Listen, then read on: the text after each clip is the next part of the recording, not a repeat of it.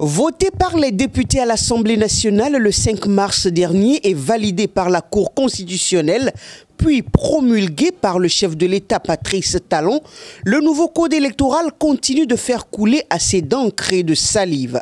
Au regard de l'importance de ce code, il était impérieux pour le bloc républicain, à travers ses leaders, de réunir ses militants afin de leur expliquer son contenu.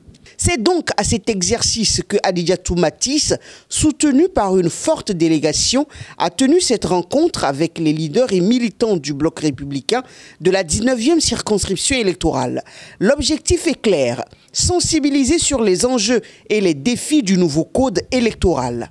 Comme vous le savez, le Bénin s'est doté d'un nouveau code électoral voté par l'Assemblée nationale le 5 mars 2024, déclaré conforme à la Constitution le 15 mars 2024 et promulgué par le chef de l'État le 18 mars 2024. Quelques innovations ont été apportées au nouveau code électoral. On peut citer entre autres le renforcement des conditions de participation à l'élection présidentielle. Il faut être parrainé par 15% moins des députés et ou maires provenant des 3/5 au moins des circonscriptions électorales. Ce taux était de 10% dans l'ancien code. La nouvelle condition de répartition des sièges au Parlement, pour prétendre à un siège, le parti politique doit obtenir 20% des suffrages, au moins contre 10% dans l'ancien code.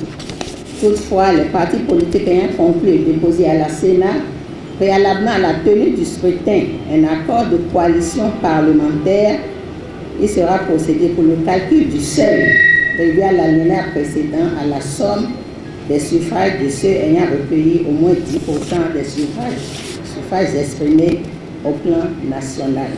Prévoit dorénavant le code électoral. Ensuite, la nouvelle condition d'attribution des sièges dans les conseils communaux et municipaux, les partis doivent absolument recueillir 20% moins des suffrages exprimés au plan national.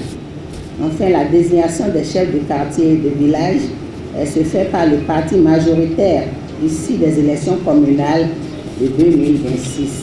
Pour Hassan Seibou, député à l'Assemblée nationale et membre du BR, cette réforme est la solution qui vient renforcer le système partisan. Il faut retenir que l'objectif du code, c'est de coller avec notre charte des partis et notre ambition dans le parti de ne plus revenir à des petits partis. On en avait 248. À qui ça faisait honneur? À personne. Nous avons évolué pour aujourd'hui à l'Assemblée avoir 3 grands partis.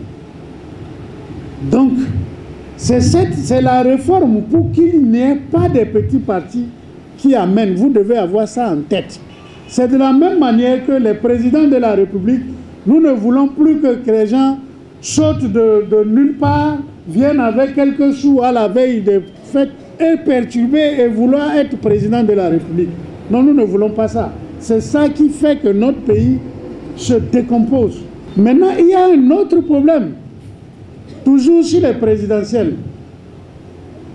Le parrain, celui à qui nous avons dit de parrainer, est-ce qu'il peut se lever et parrainer quelqu'un qui vient d'atterrir de Washington sans aucun problème, sans aucun programme, ainsi de suite? Et vous connaissez ça dans ce pays. Nous avons dit non.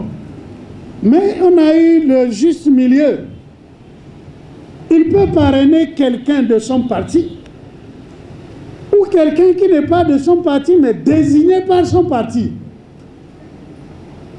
Par exemple, que le BR décide qu'il va soutenir un candidat X qui n'est pas dans le parti. Là, le parrain est autorisé à lui donner son parrainage. Les partis peuvent se mettre ensemble en coalition aussi et choisir le membre d'un autre parti pour dire c'est lui qu'on va soutenir. Si ça arrive, il peut parrainer. Mais à part ces cas-là, tout parrainage qu'il fait est nul. Et ça respecte nos partis, ça vous respecte. Le contrat que vous avez avec les députés, avec les maires, désormais sera respecté à l'Assemblée et à la mairie. Échange, questions, réponses et suggestions des militants. Ce code, chers jeunes, certes, complique un peu, renforce un peu, rend un peu difficile, fait un peu de la sélection, mais ça avantagera la jeunesse. Alors, je voudrais continuer en demandant à la jeunesse de la 19e, la jeunesse étant le fer de lance, nous avons encore une mission, l'obligation de montrer en 2026 que nous constituons vraiment le fer de lance. Alors pour ce faire, continuons à nous mobiliser, à travailler en union, à travailler en tant qu'un seul homme, que les divisions, les clivages finissent. Les leaders du parti du Cheval Blanc Cabré, présents à cette rencontre, ont décortiqué le contenu du code. Tous sont d'accord sur la nécessité de corriger les habitudes pour faire avancer le pays. Pour une séance de sensibilisation, on peut retenir que l'objectif est atteint, car tous sont sortis d'ici avec la bonne information. Le nouveau code vient mettre un terme à la transhumance politique au Bénin et renforce la démocratie béninoise.